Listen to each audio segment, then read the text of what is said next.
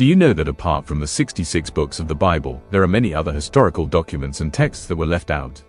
Well, if lost history is something that interests you, then welcome to this series of lost biblical stories where history meets the Bible.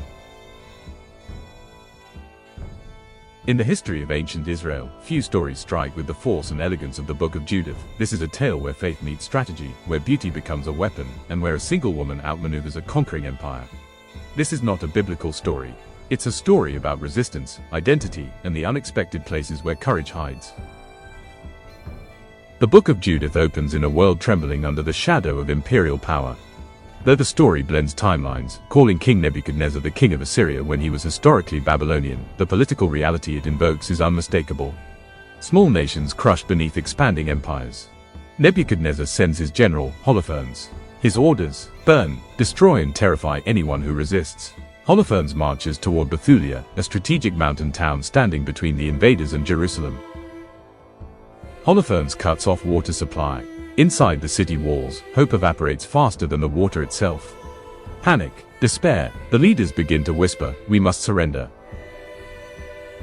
But news of this talk reaches a woman named Judith. A widow, respected, disciplined, a woman whose faith and intelligence far exceed the expectations of her time. She summons the city leaders, an act already breaking social norms, and delivers a bold rebuke. "You speak as though God must obey your deadlines. Stand firm, do not test the Lord.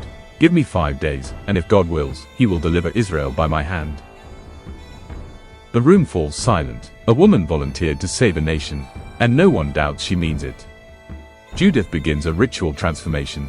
She washes, she anoints herself, she put on the garments of her youth, beautiful, dignified, almost regal. Her maid packs a simple bag filled only with her kosher food. Judith will not compromise her identity even as she walks into the enemy's camp. Under the moonlit sky, the two women descend the cliffs of Bethulia. They walk straight toward the army meant to destroy them.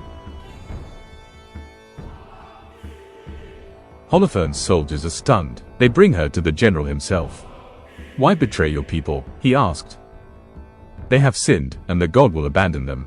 I alone know when to strike. Allow me to pray nightly, and I will reveal the moment of the downfall."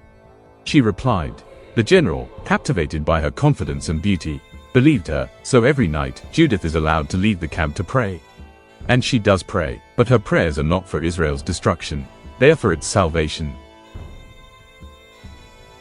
On the fourth night, Holofernes prepares a private feast. The general drinks heavily, far more than wisdom allows. He dismisses his officers. He wants Judith alone. The wine overpowers him. He collapses into a drunken sleep.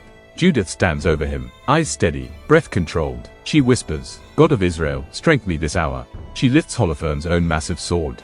2 powerful strikes. The tyrant falls. Judith then wraps the head in a cloth.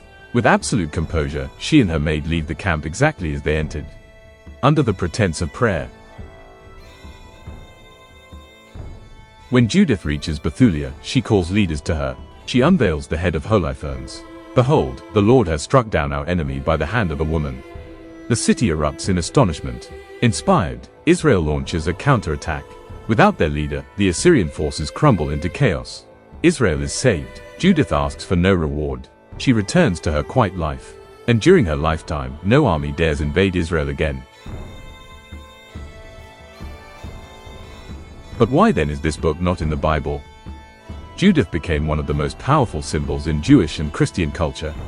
She represents resistance against tyranny, strength of the marginalized, female intelligence and agency in a male-dominated world. But this book was not included because it was originally written in Greek, not Hebrew. It contains historical inconsistencies, and likely to emerge later than many canonical books. Some historians even believe that this was a work of fiction. Was it really just a made-up story to empower the Israel population in time of war? Or was it a true account that had minor errors due to human factors? I guess we will never know, but its lessons and impact have lasted more than 2,000 years.